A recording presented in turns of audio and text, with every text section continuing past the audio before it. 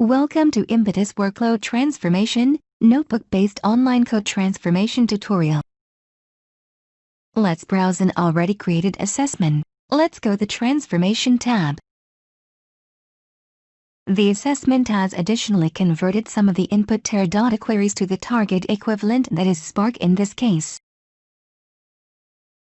Highlights the line-by-line changes between the source and the transformed code. Some filter options. Filter by query statement type. The Package tab shows the packaged bundle which contains the transform queries and the business logic. This shows the dependencies between the input scripts. The lineage graph shows this more comprehensively.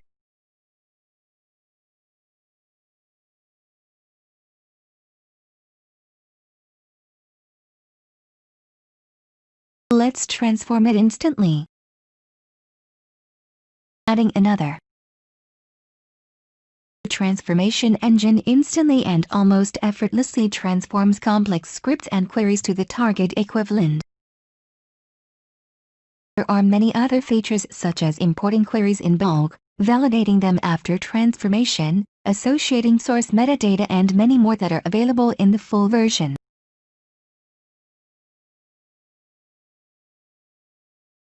Saving the notebook.